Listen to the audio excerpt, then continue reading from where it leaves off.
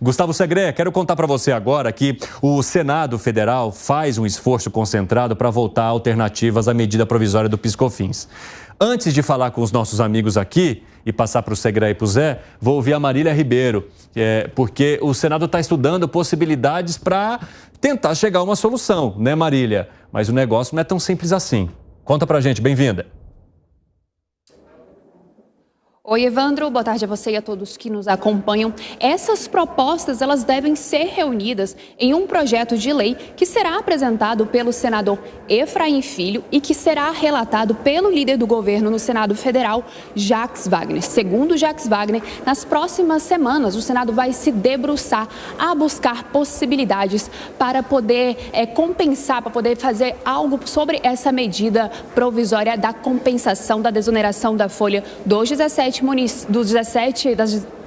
setores da economia e dos municípios com até 156 mil habitantes. E nós temos a fala do senador Jacques Wagner. Vamos ouvir. O presidente Pacheco abriu a reunião, chamando todo mundo ao feito, como se diz. Estamos com uma responsabilidade agora, que não é exclusiva deles, é do governo também, evidentemente, e é dos empresários também. Então, na minha opinião, acho que terá uma espécie de esforço concentrado para encontrar essas coisas. Ninguém quer deixar ao léu essa falta de compensação.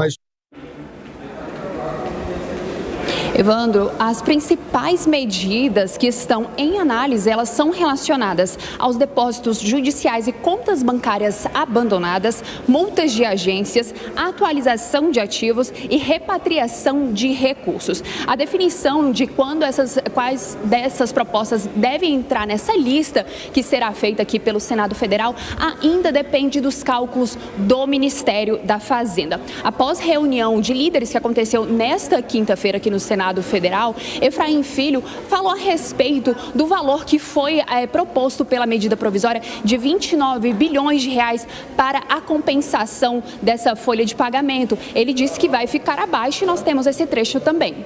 Há um levantamento e um estudo sendo feito que, na visão do Senado Federal, o valor a ser compensado é abaixo dos 29 bi previstos na medida provisória. Estimamos em cerca de 16 a 17 bi o valor a ser compensado. Segundo ponto que é importante, a partir do momento em que nós colocamos um ponto final na desoneração, ela tem prazo para acabar, essa compensação já não precisa vir necessariamente de receitas correntes líquidas, mas precisa vir, podem ser receitas extraordinárias. Segré, a gente está vendo aqui uma costura bem intensa, né, para que os senadores consigam trazer uma proposta alternativa. Estão tentando atacar em várias frentes. O que foi que você está aí já mexendo a cabeça? Evandro, imagina uma família, se junta a família toda, o pai diz, estamos gastando muito, eu sobretudo estou gastando, eu gosto de gastar, e eu preciso de alguma alternativa. Então, vocês que não têm nada a ver com isso, por favor, procurem mais ferramentas que possibilitem aumentar a receita da família. Aí um filho levanta a mão e diz, pai, não seria melhor gastar menos? E com isso resolvemos tudo. E o pai, não, insisto, não temos que gastar mais. Mas aí fala, a responsabilidade de conseguir alguma receita maior é sua, tio, que nem participava da reunião. E aí fala, como assim? É o que está acontecendo agora. Como o governo gosta de gastar, gasta muito e gasta mal, então ele precisa mais recursos. Por favor, traz dinheiro, preciso de dinheiro. E aí coloca a responsabilidade no Senado para conseguir mais recursos para o governo continuar gastando mal e gastando muito. É absurdo por onde se olhe, mas eu vou dar uma solução. Como tem muitos congressistas que assistem 3 em 1, mesmo que eles não falem, porque muitos deveriam estar trabalhando nessa hora, né? Mas eles assistem. Uma das opções que o governo não está considerando, e daria uma receita muito boa, é o controle de preços de transferência. São operações de importação intercompany, 66% do mercado internacional entre uma empresa que tem sede em outro país. E tem legislações de preços de transferência internacionais que o Brasil não está aplicando.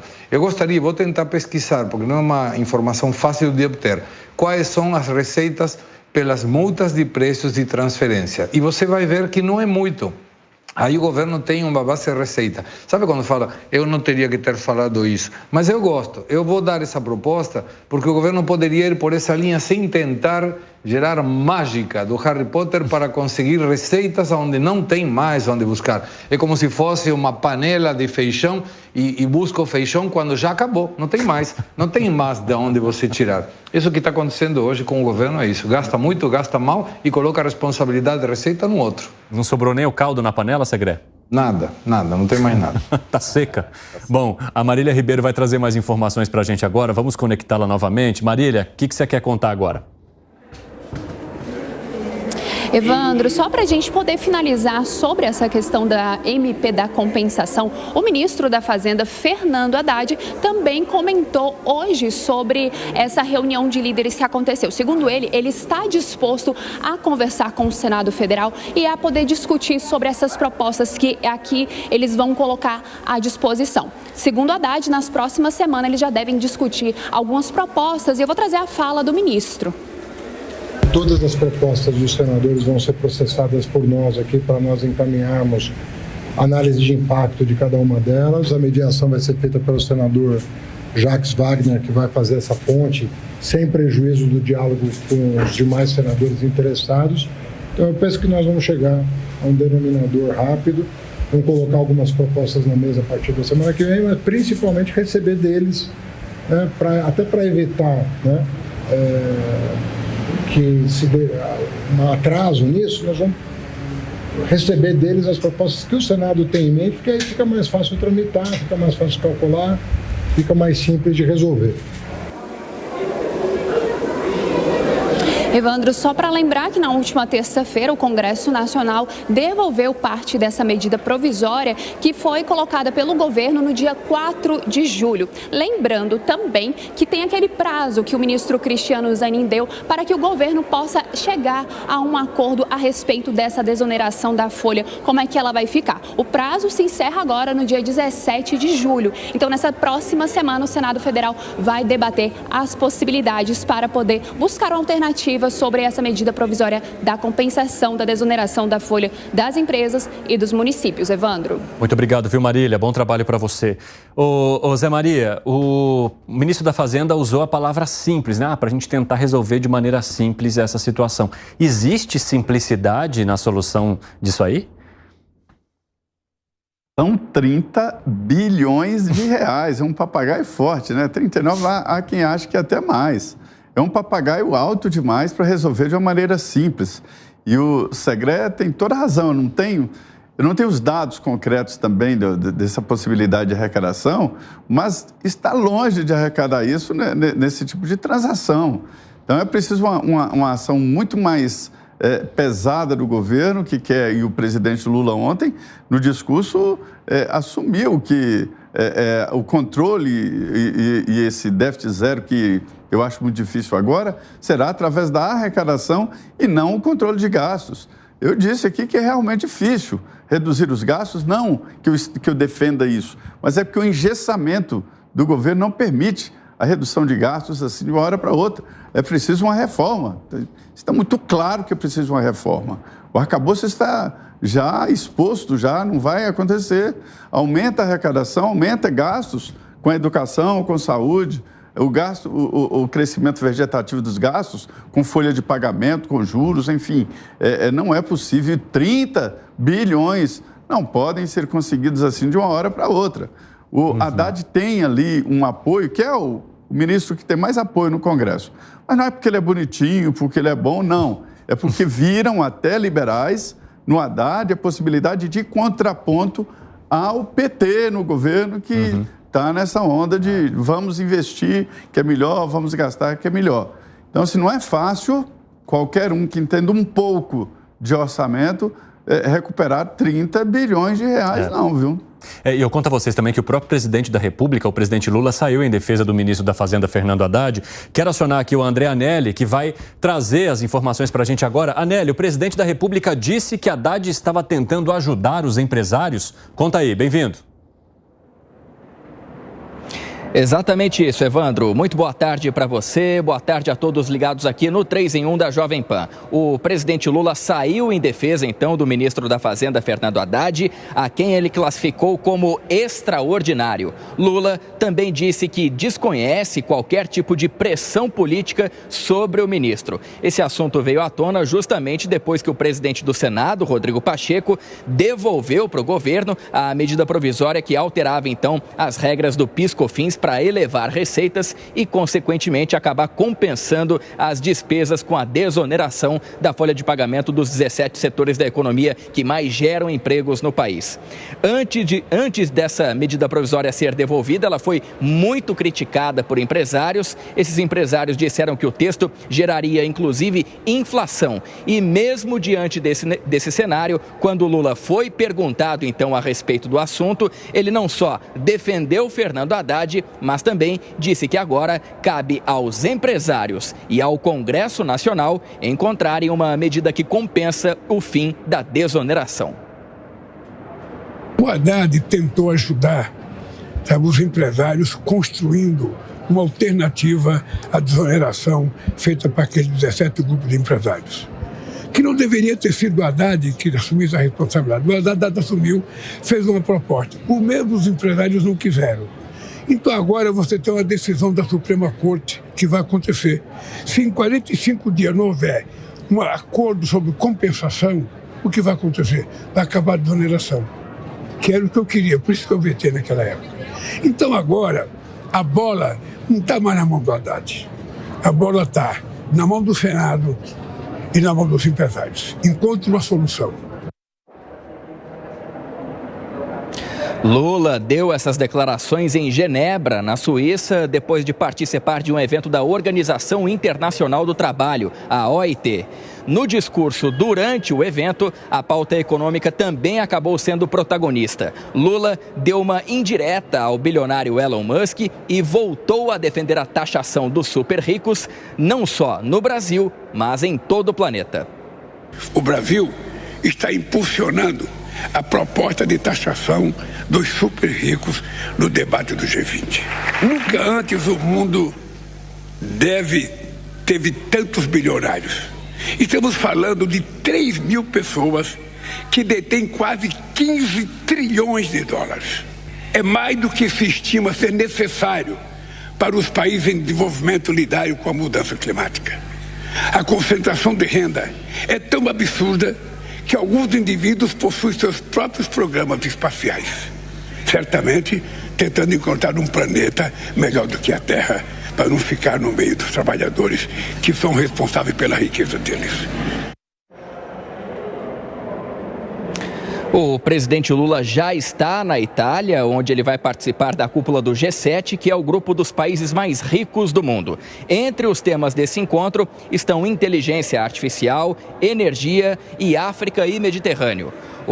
Durante esse evento, a expectativa é que Lula fale sobre a presidência do Brasil no G20, que é o grupo das 20 maiores economias do mundo, esse grupo que se reúne aqui no Brasil em meados de novembro. Também o presidente Lula, ainda nesse evento, deve falar sobre a Aliança Global contra a Fome e, novamente, sobre a taxação dos super ricos. Além desse compromisso, Lula deve ter pelo menos 5 reuniões bilaterais com Emmanuel Macron, presidente da França, Narendra Modi, primeiro-ministro da Índia, Cyril Ramaphosa, presidente da África do Sul, Ursula von der Leyen, presidente da Comissão Europeia e o Papa Francisco. A pauta é internacional, Evandro, mas os assuntos domésticos aqui de Brasília acabam chamando a atenção e o presidente Lula saiu em defesa, então, do ministro da Fazenda, Fernando Haddad, por conta da devolução da MP que compensava a desoneração da folha de pagamento.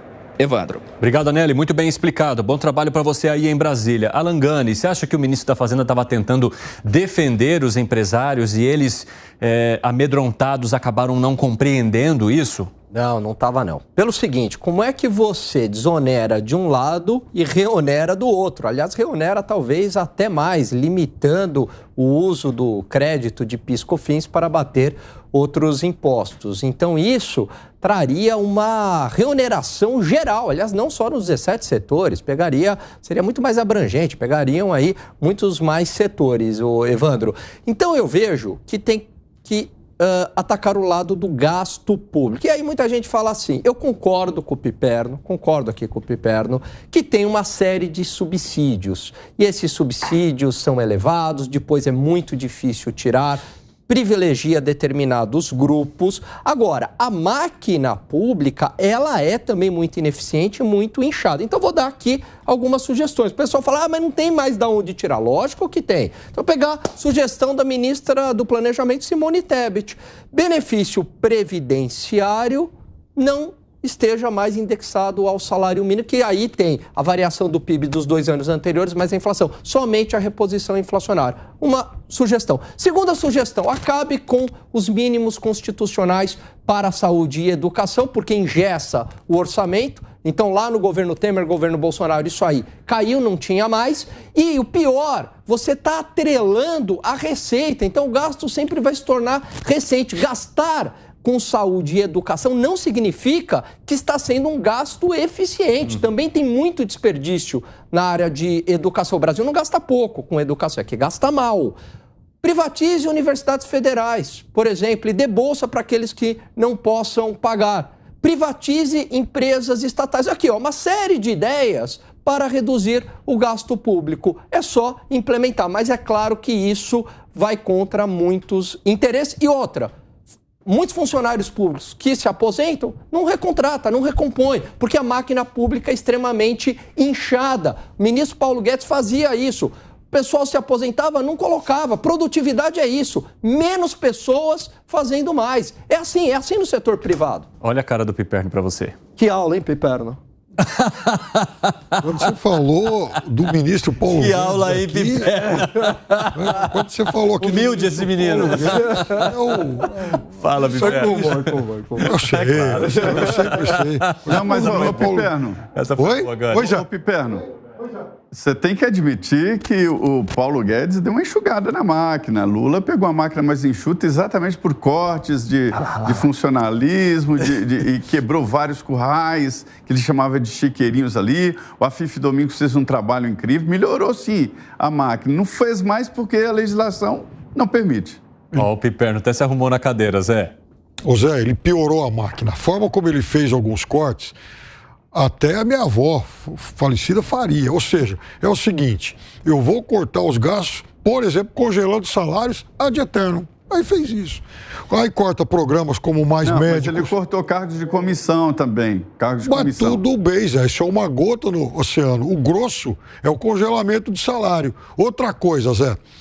Na gestão Paulo Guedes, por exemplo, eu já trouxe esse número aqui várias vezes, o sujeito que recebia 1,6 salário mínimo por mês, ele pagava imposto de renda. Agora não. Agora a faixa de isenção aumentou. E isso significa que mais pessoas deixaram de pagar, o que também representa mais pessoas com mais dinheiro no bolso. Então, aí... E veja, o número de funcionários aumentou 1%. É um dos pontos da gastança, né? Uai, mas aí que tá o negócio. Não é um dos pontos da gastança, é um dos pontos do déficit, é verdade. Mais pessoas que, por exemplo, hoje recebem R$ 2.500 por mês, não estão pagando imposto de renda. Ainda bem que é assim, porque havia um quadro de extorsão social. Como é que um sujeito nessa faixa de renda vai pagar imposto de renda? Isso era, acima de tudo, imoral. Você pode até discordar, né, do posicionamento ideológico e da linha do Paulo Guedes, de uma linha que, francamente, você discorda. mas é evidente de que esta linha dele, esse pragmatismo dele, essa escola dele, retirou um pouco aí dessa gordura do Estado e principalmente de normas, né? Simplificou, ele criou grupos para simplificar, aumentou muito a digitalização do governo e isso reduziu gastos. O que a gente pode discutir a partir daí, se vale a pena, se valeu a pena ou não, reduzir esses gastos e aumentar esta simplificação do Estado com a digitalização. Ô Zé, a digitalização é uma boa medida e fatalmente ocorreria. Agora, por exemplo, eu pergunto para a nossa audiência se é moral você cobrar imposto de renda, o sujeito ganha, sei lá, R$ 2.300 por mês. Quer dizer, deixar salário de funcionário congelado desde 2016. Então, essa é uma das muitas críticas que eu fazia. Agora, sobre o ministro Haddad e o presidente Lula, aliás, nós temos uma boa matéria no jornal Valor Econômico sobre o ministro Haddad e a Simone Tebet. Tiveram uma reunião ontem e o ministro falando que estão decidindo sobre cortes para 2025. Mas a questão urgente do fim da MP, não diz mais respeito a fazer cortes agora. Eles têm que arrumar a receita correspondente ao que o STF, ao que tudo indica, vai, enfim, derrubar. Então, sobre isso, é por isso que a bola também está com o Senado. O Senado vai ter que ajudar nisso. Se o governo cruzar os braços e não fizer nada, vai cair a desoneração. Ô Gustavo Segré, eu quero saber de você. Fala, Zé, o que foi? Só para dizer que o discurso do presidente Lula foi muito duro, né? Assim, lavou as mãos e agora é com eles, não. Agora é com o governo. O governo ainda é governo. O Congresso não é governo. Ô Zé, e aí o discurso ontem teve disparada do dólar, bateu 5,40, a Bolsa rompeu 120 mil pontos, foi para 119 mil pontos, né? Um desempenho muito ruim, mexeu muito com o mercado. E num dia de otimismo lá fora, era para o mercado financeiro estar reagindo bem no dia de ontem e piorou, né? Por isso que também vem o discurso de hoje do ministro Fernando Haddad e da Simone Tebet, falando, não, a gente também está preocupado com o gasto para tentar dar uma acalmada no mercado.